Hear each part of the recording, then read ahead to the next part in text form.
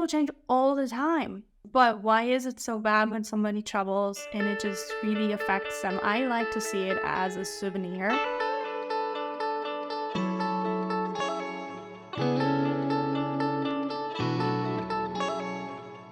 Hello, and welcome back to the podcast with On the Brain with your host, me, Anne-Marie, where we talk about how to be your most authentic and unapologetic self in life and business, anywhere in between, because that's the journey I am currently on, and I feel like I've been honest for over a decade now, where I realized I don't quite know who I am. I don't quite know what I want. I always felt like I listened to everybody else because they seem so sure of themselves, so they must know better than I am.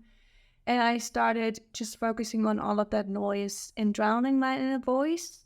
So to combat that, I went on a whole round world trip all by myself, and I started travel blogs. I worked with a lot of travel companies to get more people to really jump off into the deep end of just traveling and just seeing the world with fresh eyes, challenging yourself, broadening new horizons, instead of just, going on a vacation in a resort on a beach, which is all valid.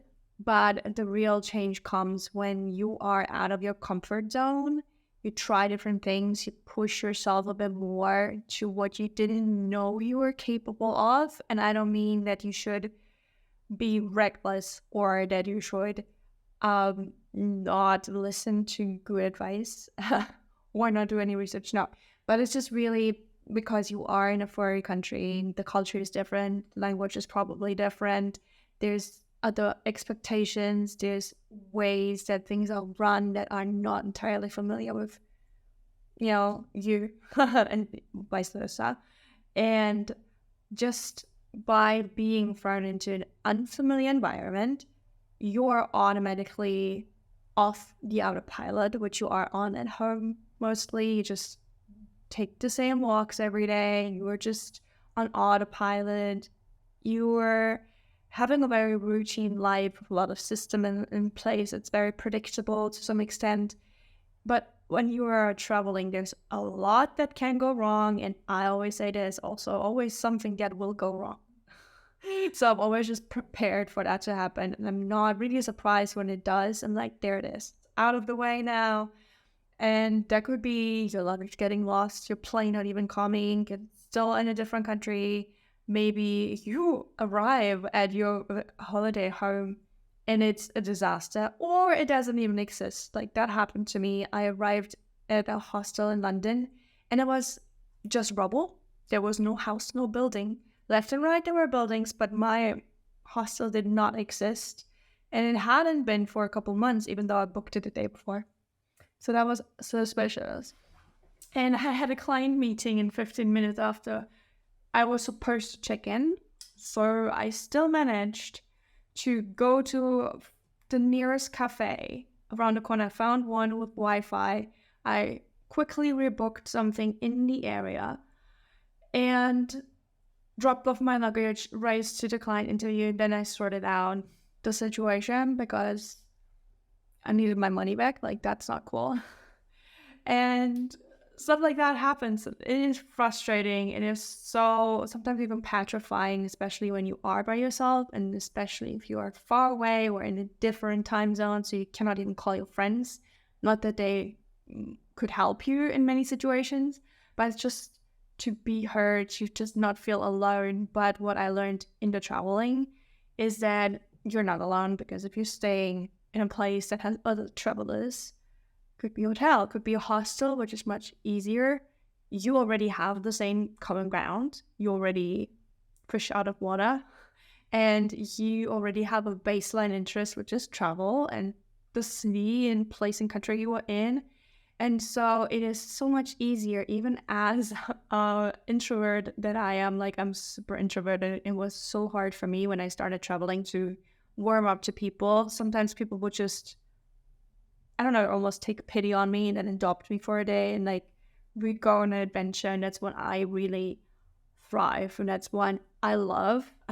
And then I had amazing friendships resulting from people just taking me as a project almost. They're like, oh, you look a little bit lost, you look unsure, let's just do something together.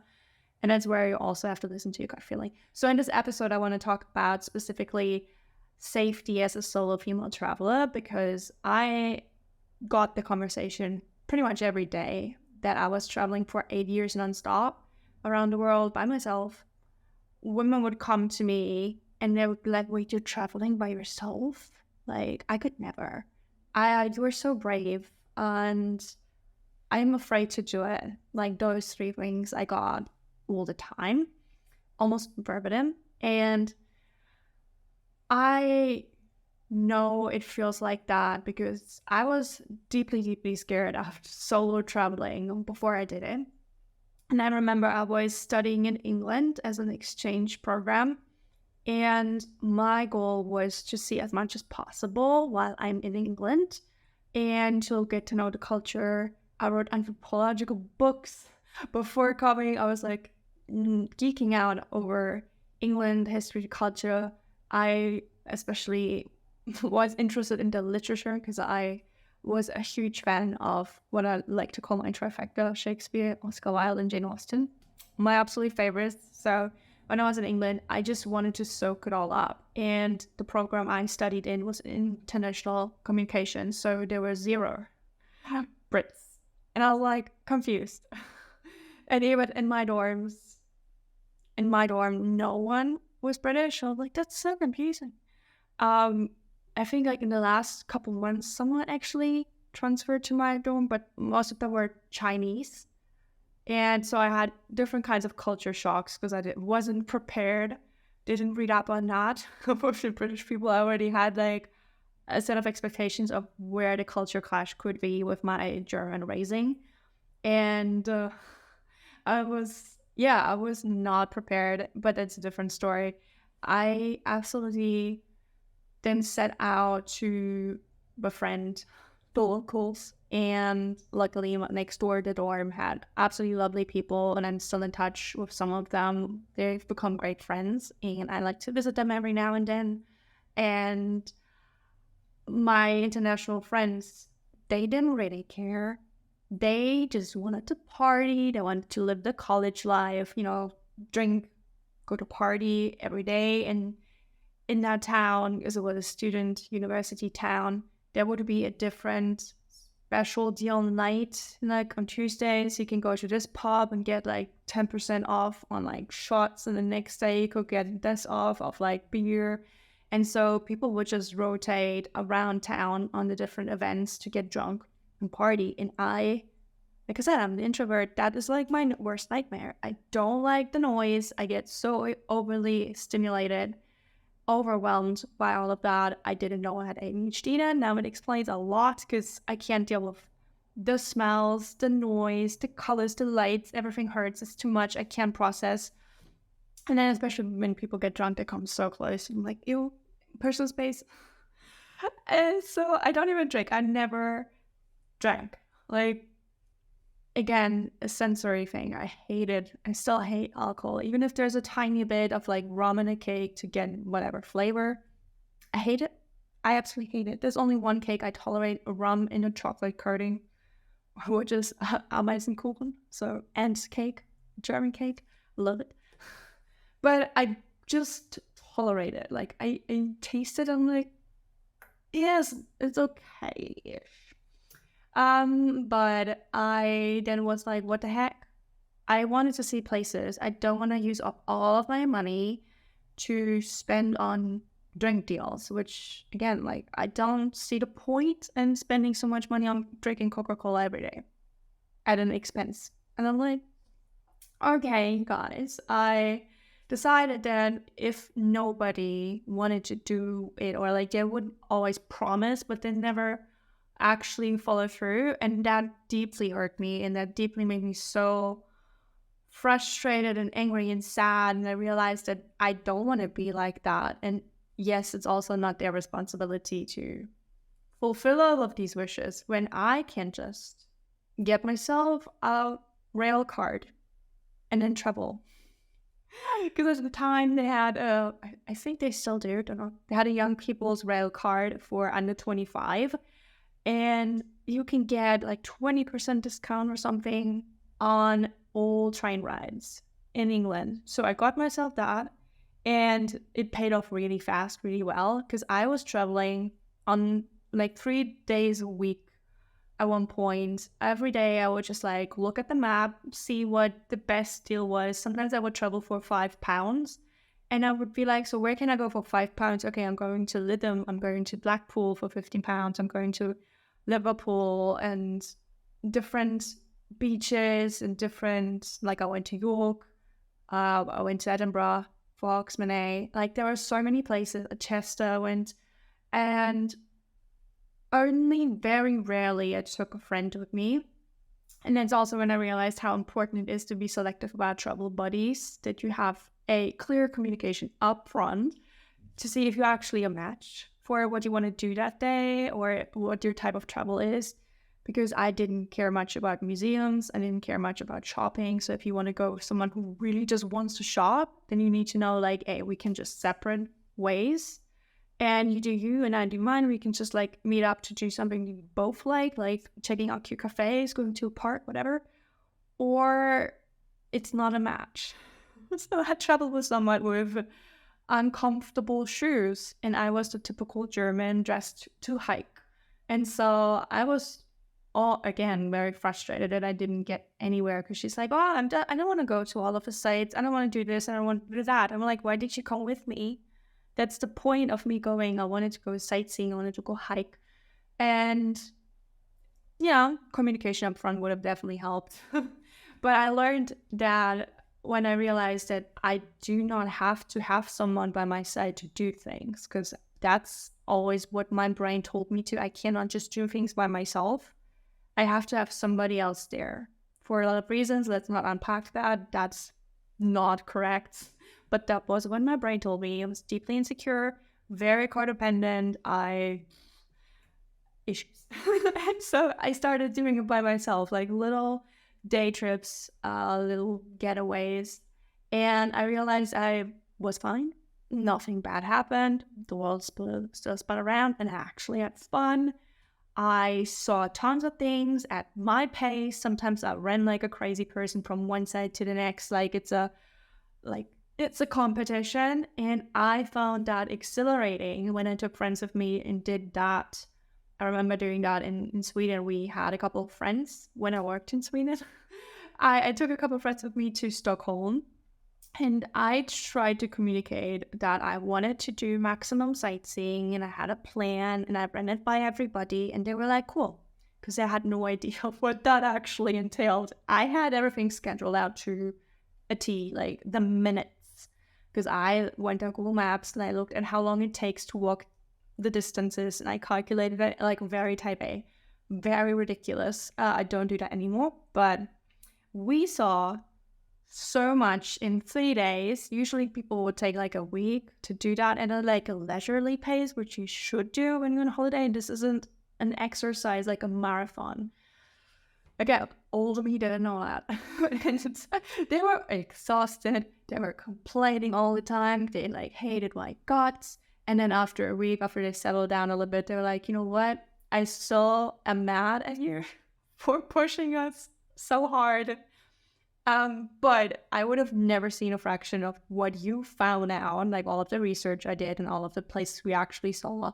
And I also like acted as a tour guide, gave them all of the information. I went like off the beaten path, like when we went to a couple islands and a couple of places outside and like hidden nooks. And like I'm really good at travel planning, at travel finding places that are different, unique, and fun outside of the top 10, which is why I love travel blogging, because I just want to share all of that excitement. There's so much to travel, so much for everybody. It doesn't have to be just the top 10 lists or just the beach or the hike or the museums. It's sometimes just sitting there and observing people, soaking up the vibe and getting a feel for the entire area and lifestyle, and just people watching helps. So like I sometimes look at photos, or even when I watch TV and they filmed it in a place, that is not actually the place that they say it is in. I'm like, this is definitely Italy. I can see by the trees and this house and this way the cobblestones are on the street. It's so particular, but because I like to soak up the details, I am pretty good at spotting places, and I'm really always giddy when I'm like, oh my God, I've been there. Like when I watch a movie on TV, I think I'm annoying people when I'm like, I've been there. Because there's good chances I've been at so many common places. I've been to 40 countries by now, which isn't even half of the countries in the world, but yeah. I just love traveling. I don't do it for saying I've been to all of the places, or like I don't count when I just had an overlay at an airport. I don't count that. Some people collect countries, and I thought I wanted to do that until I traveled. I'm like, I have a blackout. I don't remember where I've been because I've been so fast, rushing from one place to the next, going from one town one day over to the next day, and just flying left and right. And like, I hated it. I didn't enjoy it. I didn't get any impression of the actual country, of the people. They were all just background noise. They were just backdrop. And I don't like any of that.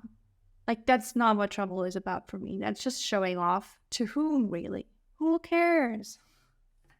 And when I started out with the travel blogging, I felt like that was expected. It's like almost like a badge of honor, like a promotion of sorts. How many flights you had, people put it on their blogs, like counted down, like they had a count of how many flights, how many places, how many kilometers, whatever.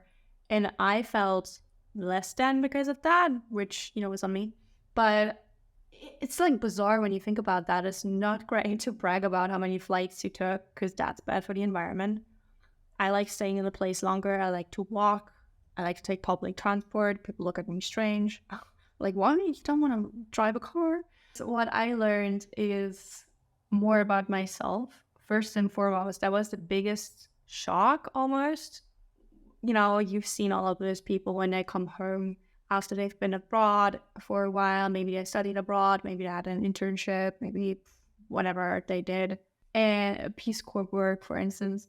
And then people make fun of that. Like, they're really pretentious because they say the word correctly. Like, they don't say how do I say like croissant? They say croissant instead of like croissant. How do you say it in American? I don't know. I'm not French, so I probably butchered it either way. You would go to Florence and now you say Firenze, right? Or like you go to Australia and now it's just like, hey mate, how you doing? Like, let's go to Australia. I don't know, like people just adopt habits and accents and words, and it is not necessarily pretentious. It might feel like that, but again, that's on the person. It really does change you. It does change something in your brain when you live somewhere else, and that. Like, as a kid, you live differently than as a teen, and then as an adult, and you move to different cities. You are different with different people. You adopt certain mannerisms of people you hang out with the most. Or the lingo at work changes you, or like what I always like to notice when there's like actors and you see early interviews and later interviews, how their way to talk changes, their voice, the volume, the intonation, the melody, all of that. People change all the time. But why is it so bad when somebody travels and it just really affects them? I like to see it as a souvenir. I sometimes collected certain words from certain countries and their way of saying it because I thought it was amazing. I just wanted to keep that, and it like reminded me of something, and I did not necessarily do it consciously, but it just feels like a little souvenir, like a nice little reminder, the way you think about something you learned and then you just want to share that with other people, like how to say the word correctly, or how they make espresso differently, or how they make bread, and what does it mean to be polite. There's so many cultural arbitrary rules. When you travel, you realize how we just made stuff up as we went along, and them saying this is right and this is wrong. Like, besides ethics, but like there's so many cultural expectations, cultural differences, And you can do something right in one country and that's totally offensive in the next. Like hand gestures, like gift giving can be so loaded with judgment. And if you are outside, you might not know that. Like the best example would probably be if you go to Japan and maybe you speak the language, maybe you know about some customs, but you will still, as a foreigner, not having grown up there, commit a couple faux pas. Like you will just blunder and you will kind of offend somebody for your actions when you don't know better. Like I remember the first night I arrived in Japan, I had a hostel in Narita, which was like the person barely spoke English. He was kind of rude. He was like, here's a door and like coming in and that's it. Like he just didn't care. It's like, oh my gosh, why you're so late? I'm like, well, I told you, like, I have a flight. I'm sorry, I can't control it. And I told my brain, I was like, brain, okay, I need to take off the shoes. I need to put on the specific slippers. And I know there's also specific slippers for the toilet. And I know that. And I tried to remind myself of that. Like, please don't make it a blunder. Please don't offend anybody by not switching the slippers. And guess what my brain did? It forgot to put on the bathroom slippers. I still had the house slippers on, and the owner saw, and he was so mad at me. And I was like, I'm sorry, I forgot. And then he was like, I don't know, I think he just like glared at me. I don't know if he scolded me, whatever, but I was like, damn, I forgot. And I even though I knew, but I didn't do it on purpose, for sure. And there's all of these things like where I was like, did I do something wrong? Did I say something wrong? Was my hand gesture like my body? Like, did I not bow? Like, what's going on? And then people wouldn't tell me because like that's also saving face. You can't just be direct and call people out. I'm like, oh my god, I need directness because I'm German. You're not offending me. I'm really, really confused. I'm also socially awkward. I need to have it spelled out. Sorry, I'm neurodivergent. What do you want me to know? And so I just realized that I will always stick out naturally as the foreigner, even though I don't dress like a tourist, but I usually have my camera on. I dress like I dress. I don't necessarily adapt to the local tastes. I will adapt to the local requirements of like what to wear. Like you should cover your arms and legs when you go into temples, stuff like that. Like that's not what I mean. Like I always want to be respectful of the culture, but I do not completely like blend in and subscribe even to my own culture, because I think that is so stifling to judge people so harshly on complying to expected ways of fitting in. And like I said, when I traveled, I realized almost every town, even village, they have their own kind of dress code. Like you can really spot, okay, this person's from Sydney, this person's from Melbourne, this person is from Perth. Like I noticed all of these patterns. I'm like, okay, this is the way they dress, the top and the bottom and the jewelry and the clothes and the shoes. And sometimes I wrote about it, sometimes I sketched it because I thought it was really interesting. And for a while I tried to blend in everywhere I went. I was like, okay, I gotta like take on this uniform, I'm gonna style like that. And it was like, that's that's just exhausting. It's unnecessary. And it also doesn't help me feel authentic. It's just, again, playing dress up. And a lot of people live like that daily. Sometimes you have uniforms at work.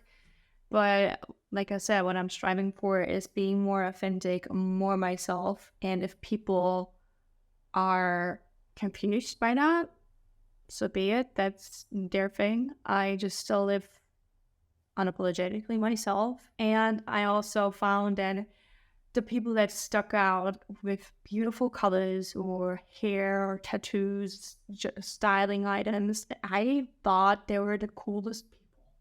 I loved seeing that. It inspired me to be more daring and to just not care. Like when I arrived in Melbourne after backpacking New Zealand in by that point, grimy clothes. I did wash my clothes a lot, but it was just, let's not get into details. I leaked, I'm sure. I reused items so often, and it was in the winter, so I layered everything on top. I had not the best wardrobe. Oh my gosh, things were almost falling apart. And the first thing I did after registering in Melbourne, because I wanted to work there for a bit, I went to a clothing store and got myself like a thrifted stuff. And that was the first time I ever did that. I was like, this is so cool. And it was all over the place. Like the stuff I threw together was ridiculous and I knew it, but I was like, I don't care. Like I just want pretty things, and if they don't match, I don't care. And then I even went to Fashion Week with that. I was like, you know what? I'm just having fun. I don't care. I'm not here to be seen in my fashion. Don't care. Even though then I didn't get photographed for street style. I was like, oh God.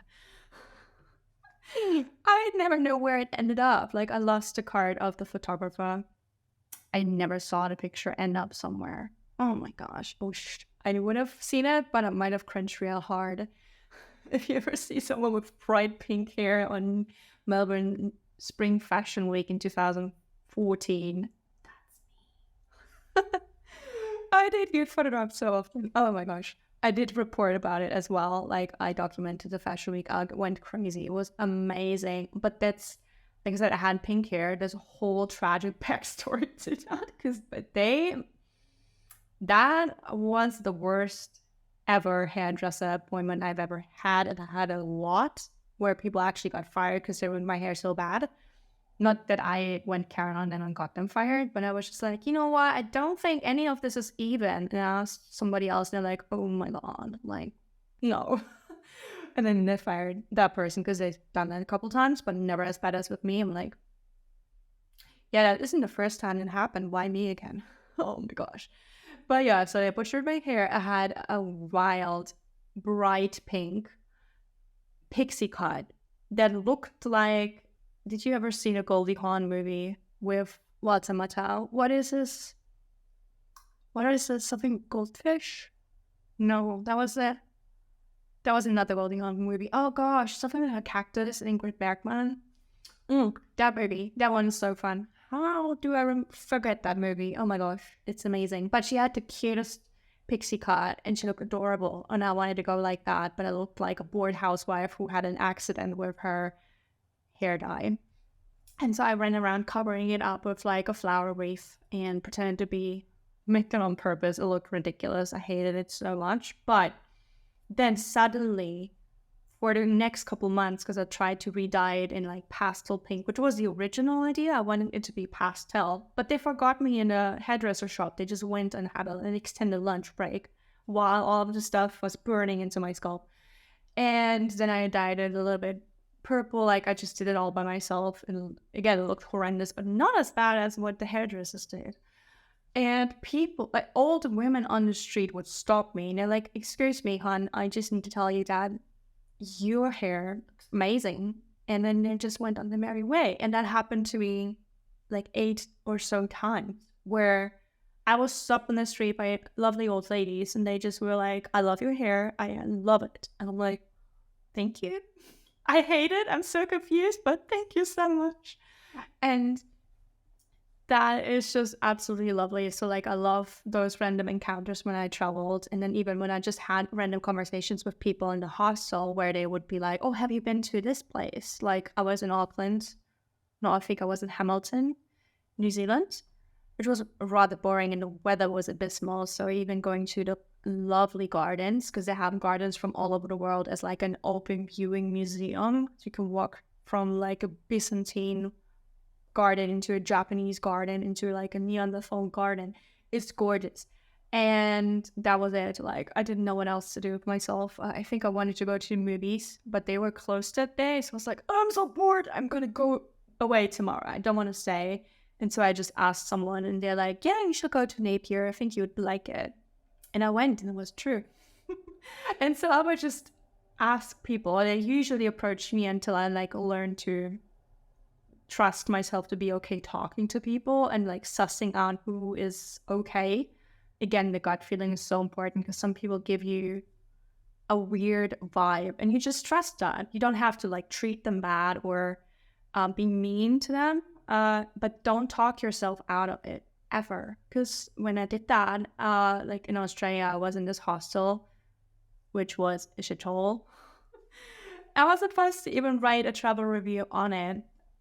And they put me in the grimiest room. Everything was sticky. And the lockers were on a hinge. It was open. It was like someone had broken in. The light was flickering. Completely ridiculous. They put me in a mixed storm.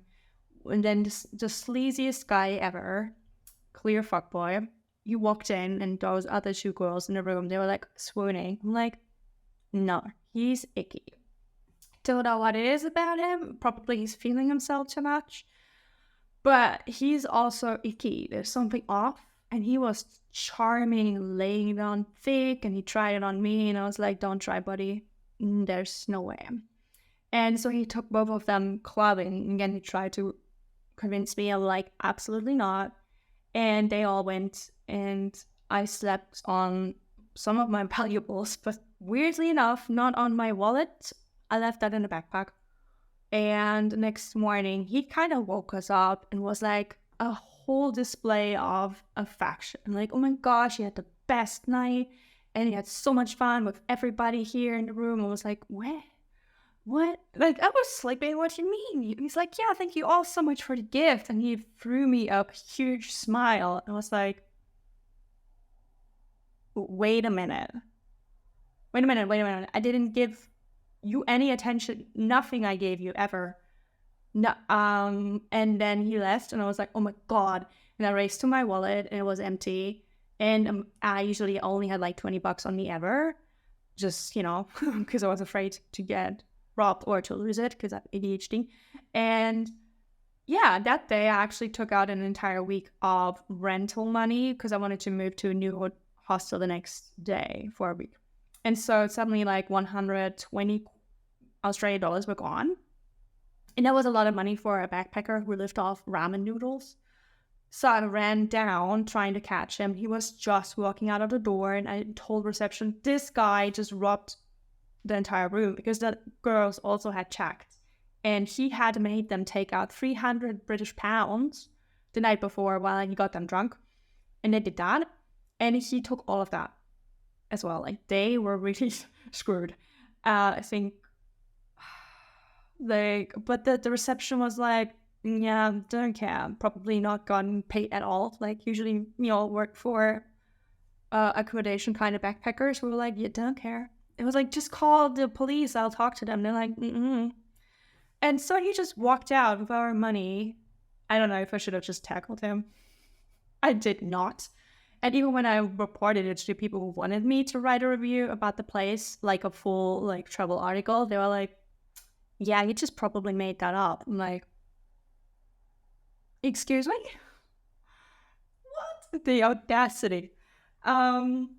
I wish I had had a backbone back then. I would have reacted much differently if it were to happen to me today. But also I would have taken all the precautions because I know now to trust my gut and not even question it. Like, I don't need to know why exactly the person is off or what it is. I just know that they are. And I'm just like, look after myself, look after my valuables, and definitely not even check into that room. It would have been like, no, this deal is off. Get your boundaries straight. Anyway, so that's a terrible lesson to learn, but it was so important for me to learn it, and I had to learn it a couple times until I got it, because it's the most important thing we have as humans, and especially with women, it is much more developed. Like, they've done a lot of studies on it. Like, we are much more in tune with our intuition, and it might be because we have to be, walking alone by ourselves day to day, at night, in the day. Like, we always have to be more on guard and are more in tune with what's going on, so we can get the feeling of there's something off, not going to go into the street. There's maybe someone following me. Let's just go into a shop.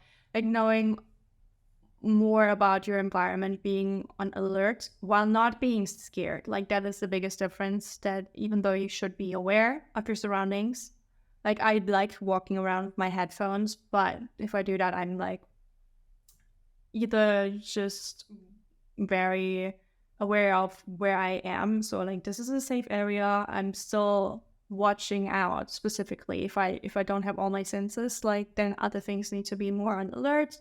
But I'm not walking around as if I'm expecting something to happen, because that will also affect your entire body language and make you much more of a victim that's easy to spot.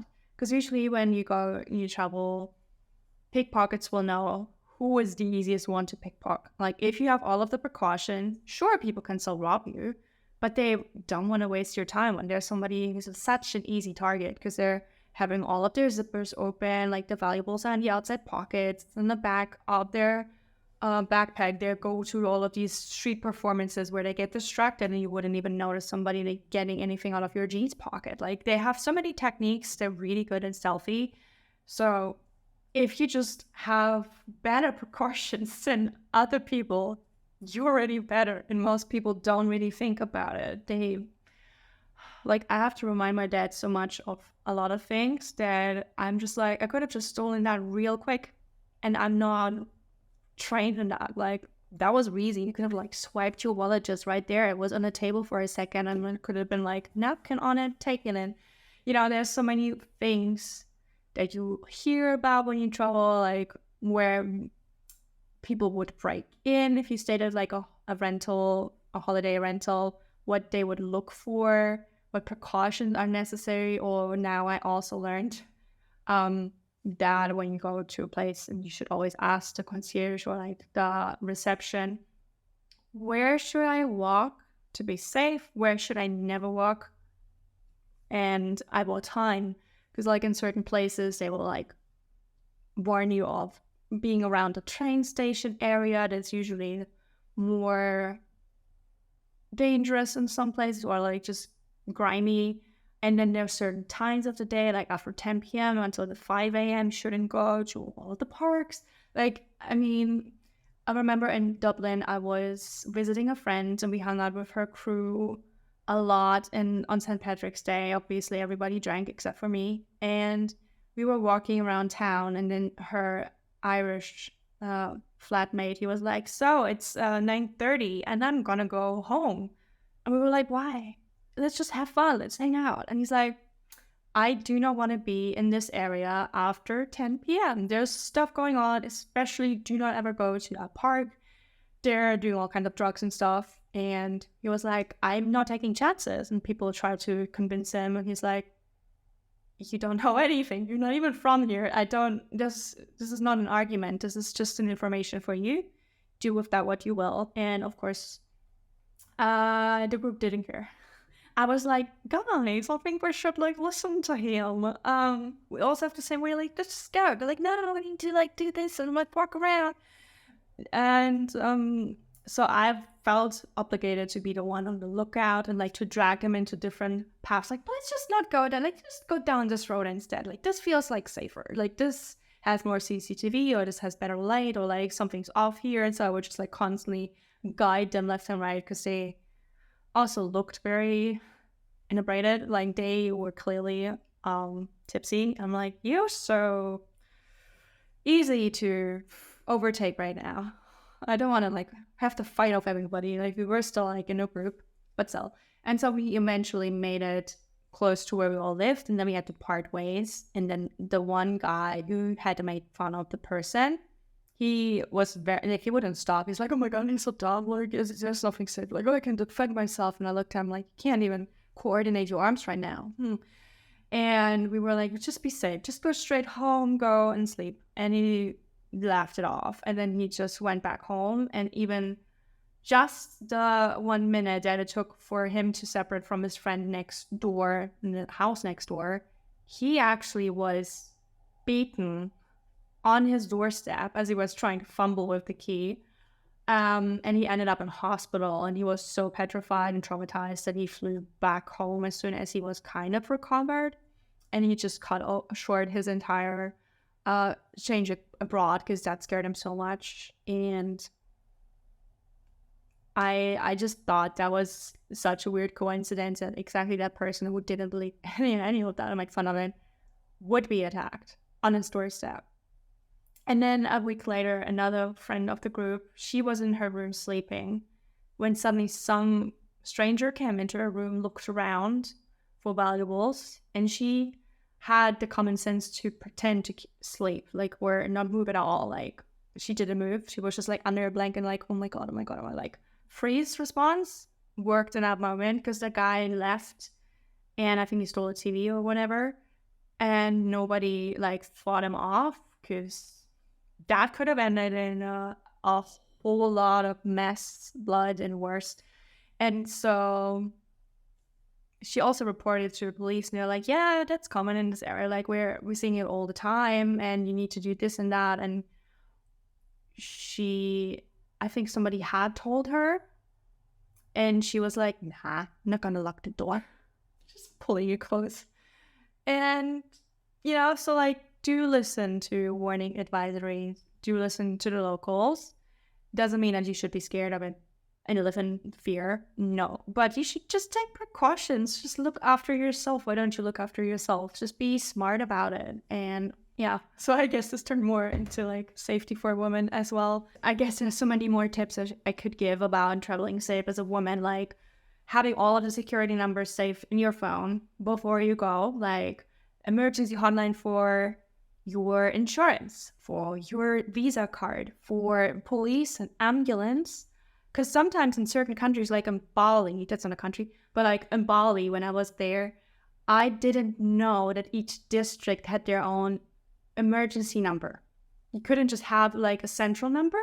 You needed to know to expect the special one for each district to call the ambulance. And even if you call the ambulance, they might not come through. So it's easier to drive to the hospital yourself or get somebody to do it and then call for the ambulance, like stuff. Because we were witnesses to a terrible accident. And first off, nobody knew CPR. Nobody knew first aid. They wouldn't let us help. I don't know what happened. It was absolutely horrible. I don't want to go into details. It was traumatizing. But yeah, you just really want to be prepared.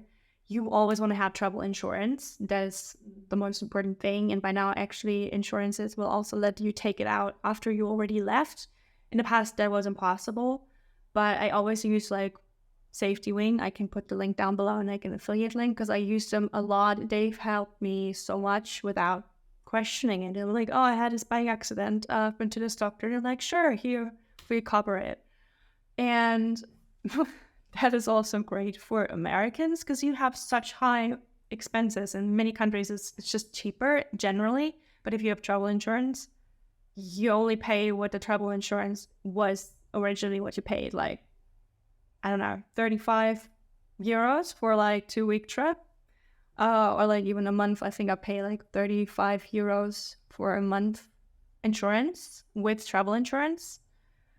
And in Germany, I currently pay 89 euros my insurance. So like I pay less living abroad, having the same medical access and privileges. It's amazing. Anyway, but yeah, have all of the insurance numbers, taxi numbers, hotel numbers, and also always have your documents saved online in the cloud in case somebody might steal your passport. Sometimes you might even get through at the airport with that in emergencies. They usually wouldn't. But if you have it on you, you can go to the embassy and they can process your stuff much quicker and give you a preliminary temporary passport really fast, as opposed to not having any ID to show for. That is really a huge difference. You don't have the international driver's license, not your regular license, because there's different problems with having that accepted. Also knowing which taxi firms to trust, because there are so many fake ones. Like in Bali, you shouldn't just get into one that is unlabeled or just says taxi. There's like certain groups, and then also there's like the taxi mafia going on. Like sometimes you can't even have certain taxis, or you only can go with certain taxis. You can get like a normal Gojek motorbike driver.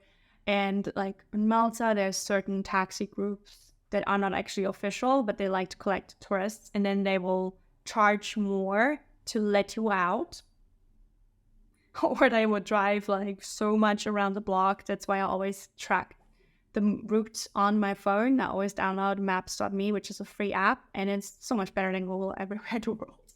It has hiking trails. It it has GPS tracking if you put that on. So like you know exactly where you are at any point in time, which I also used at one point because I was stranded in Barbados. They just threw me, instead of getting me to my cruise ship, they just put me in front of a hotel and then they drove off. I was like, where am I? And I had to Google map myself. I don't know where I was on Barbados. I was supposed to be on the water. What happened? And they were just like, oh yeah, we missed it. We didn't pick you up fast enough, which I told them about. They refused. Anyway, whole story, whole different story. But yeah, so I was stranded in Barbados, didn't even know the location I was in, and I needed to check that. And so I was at this app, and it also shows where you're going. You can ask the directions on the phone if you download the specific app for the location you're in beforehand when you have Wi-Fi, because it works without Wi-Fi. It's amazing. And so I always like track if we're still on the track or if they're going way off the grid. And then I can call them out or report them on Uber, whatever. But yeah, again, if you're using Uber, then the system can track you, and it's in the system. There have been reports where people abused Uber, but it's still safer than going to a random taxi driver because there's nobody knows that you're on it. Nobody knows where the location is really. And so always take a screenshot, send it to your bestie, ask them who they're looking for. Don't give your name without anything, right? So they can just say yes and then still take you even though they're not an actual Uber, because that happens also. People have like a printout of like the Uber sign and then they just pick up people on the curb and say they're from Uber just to make the money, but they're not actually registered. That's not your right at all. Stuff like that, right? And so, or even when you want to hire a car or want to hire a bike, you ask at the reception who is trustworthy. Usually they have their own people. But if you just go to anywhere, and especially if it's cheap, they might give you faulty things. Like I got given a faulty bike. I did take it on a trial and I thought it was all good.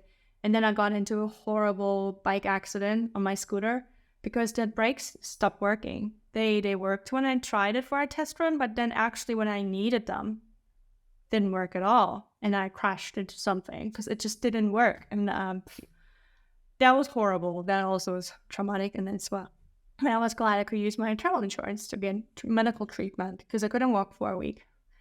And yeah, so having people that you already know, that you made friends with, you can even contact a lot of people on Facebook. There's this wonderful group, Host a Sister, where it's just women travelers and you can meet up with women or you can exchange places with them, you know, like a house swap for a travel location, for a travel duration.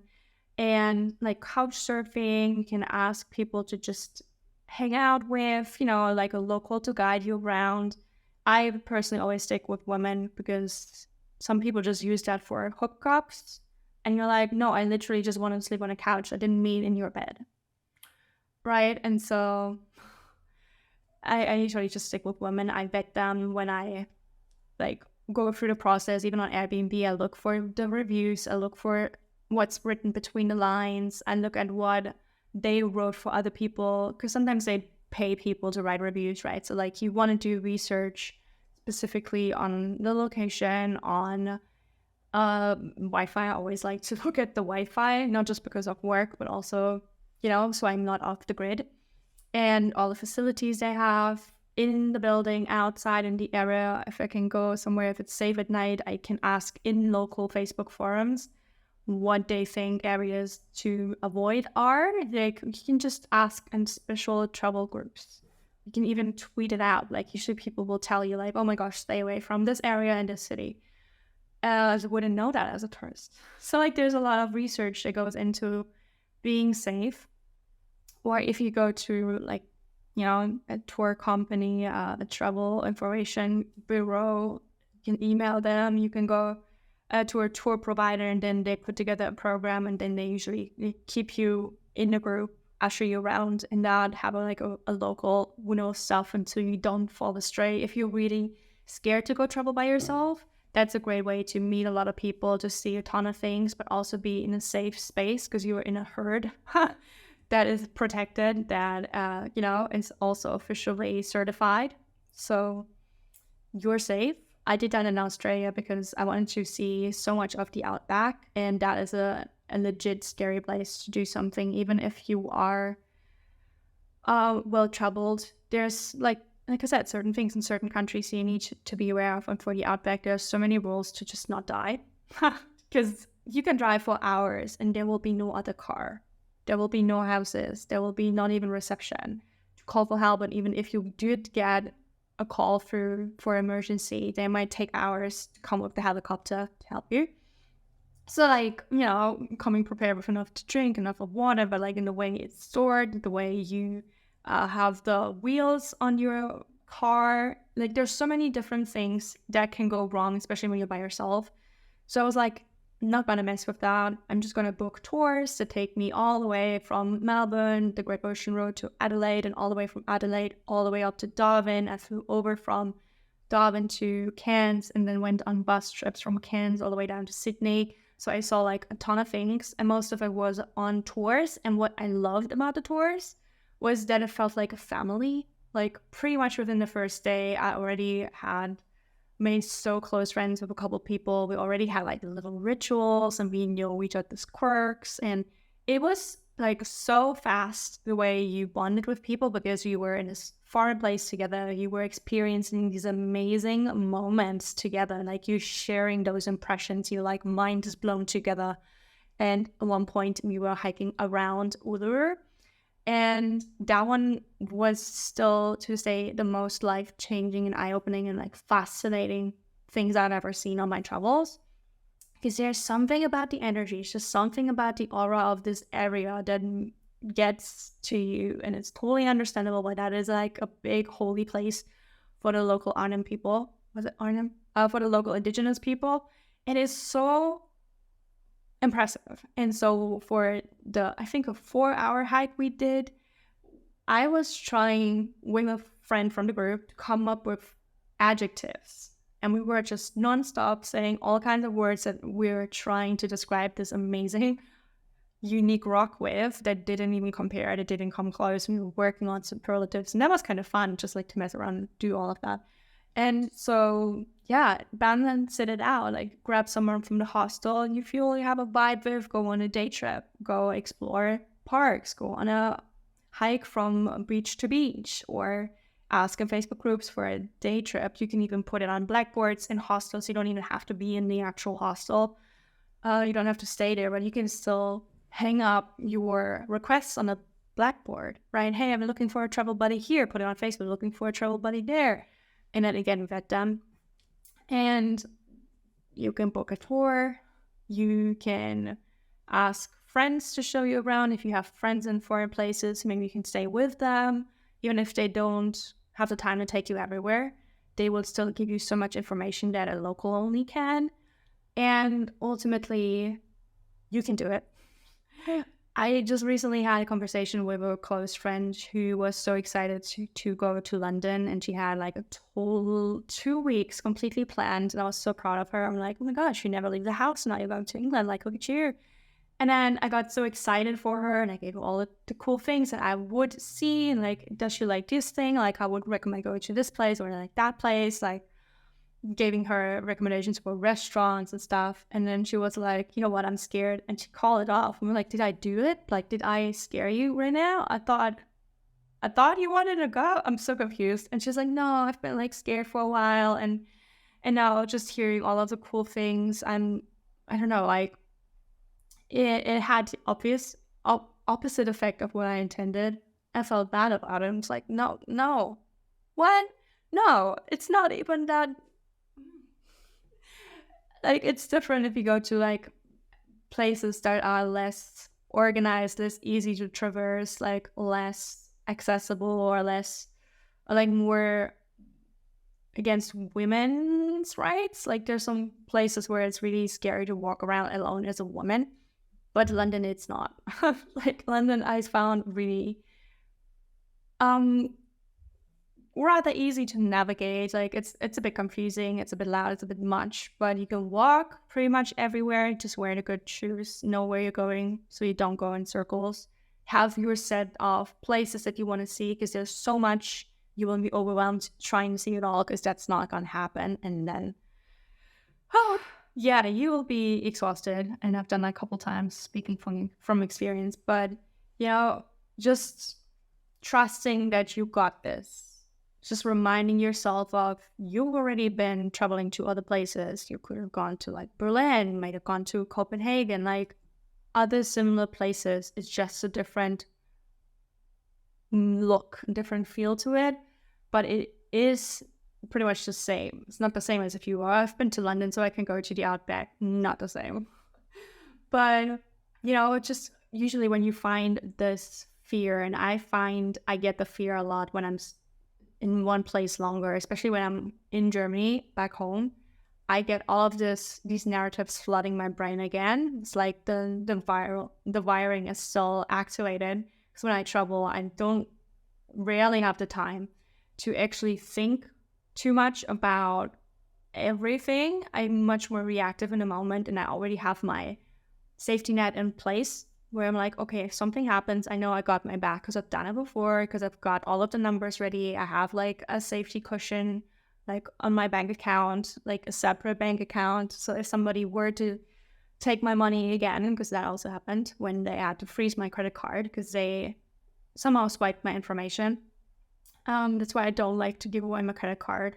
When they ask for the credit card and they just leave in the back end to process the payment, I'm like, no, I'm going to come with you to the till. I'm going to watch your fingers. But even I swear, that place where I did watch them, they somehow got my data and made a whole video about it. Like when I was stranded in Bali, they stole over $1,000 from my credit card. And so they froze the credit card. And I was like, oh no, I actually needed to pay in cash at the airport to leave the country. Because in some countries, you also need to pay the taxes when you leave, not as you come in, but you need to do that in cash. And I couldn't take out cash. And I was so far away from my friends, and I didn't have the cash to go to my friends at like in the middle of the island. And my second credit card, I sometimes travel with a second backup credit card, and I forgot in this panic, I forgot the numbers, and I already typed it in wrong twice. And I was like, oh my God, I can't freeze the next account. This is terrible. Where am I going to ship the card to anyway? So I had a full freak out moment. I managed to save it all because like some friends say they needed someone to videograph their workshop, and then they got me to drive there, and then they basically paid for it all, and I got the money to leave the country and had some cash, and that was nice. Ultimately, I found a number from my second credit card so I could use that. But I mean, there's always ways. Like people can wire you via Western Union. Like people from across the world can wire money to a Western Union in another country so you can pick it up. There's emergency cards that companies can send to your hotel that takes like a week. If you have stuff on your phone, you can pay on wireless. Like there's always ways. And also like at one point my brother was robbed, and I don't know why, but like such a nice person in the hostel heard about it, and he's like, here's $100. You can pay me back whenever.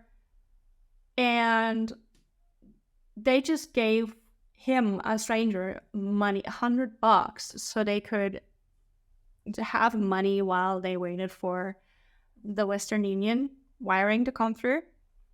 And I was like so impressed. Like we paid them back obviously, but they're like, don't worry about it, like you can pay whenever. I'm like, who are you, angel? Oh my God. And that's what I've also learned when I travel. There's so many people who will step up. Even last year I went to Munich to a concert by DPR. Oh my gosh, amazing. And then I didn't realize that I forgot to transfer money onto my account, onto my credit card from my account. And so there was no money on my credit card. I still had the money, but it wasn't on the card. And I only had the card with me. And so I wanted to pay for my hostel, and it didn't process. So I was like, gee, I needed to go to the concert ASAP. And like I was like, afterwards, how do I pay for those hostel? I don't know. And I was like frantically trying to wire the money, and I didn't know if it would still process on the same day.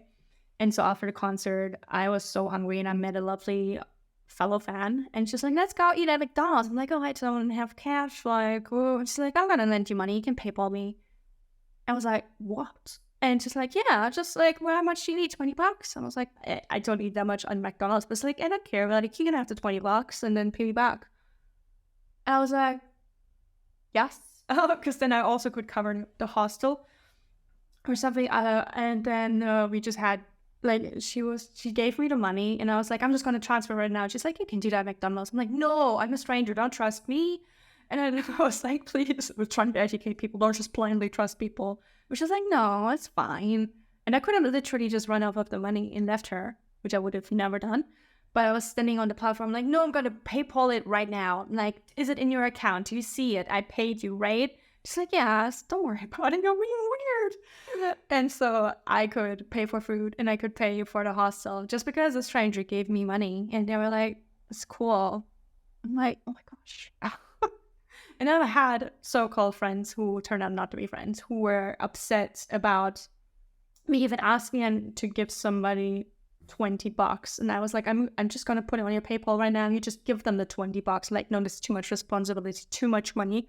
You can't put me in there. I was like, but I needed to secure a housing. Like, I was in a different country and my accommodation went through. They just ghosted me and I didn't want to come back to like Bali and not have a home. And so I was like, can you just please give them the deposit? Just give it to them. From me, they already know about it. And just like, no. And that was also one of the biggest lessons I learned, to actually trust people, to trust myself, to realize who to trust and to accept help.